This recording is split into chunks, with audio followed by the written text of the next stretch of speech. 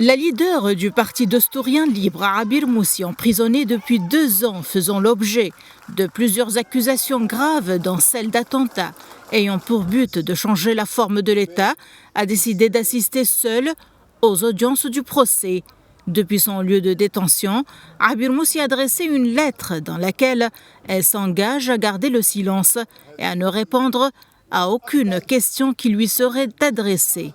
Ces décisions constituent une étape importante dans la stratégie juridique de sa défense. Lors d'une conférence de presse, le comité de défense de la dirigeante du parti a révélé plusieurs décisions concernant sa représentation légale.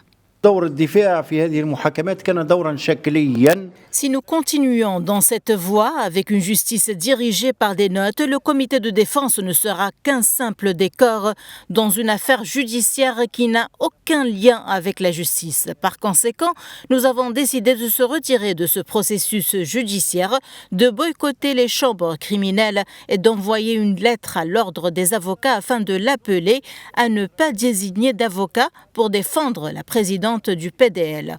Donc, Abir Moussi serait présente au procès, mais dans un silence total. Le comité de défense de la dirigeante du parti dostourien libre a constaté également des violations dans son dossier, notamment le non-respect des procédures fondamentales et des garanties pour un procès équitable, en particulier en raison de son statut professionnel d'avocate. Il y a un manque de respect des garanties formelles et procédurales dont bénéficie un avocat lors de son procès. Et cela ne signifie pas qu'il est au-dessus des lois, mais l'objectif est d'appliquer les garanties d'une procédure équitable. Et dans le cas d'Abir Moussi, nous avons constaté que l'article 46 du Code des avocats n'a pas été respecté.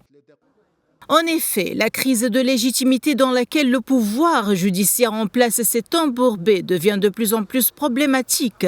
L'une des manifestations les plus récentes de cette crise de confiance et de légitimité est la position du collectif de défense dans l'affaire d'assassinat des 2 politiciens Chokri Belaïd et Mohamed Lebrahmi.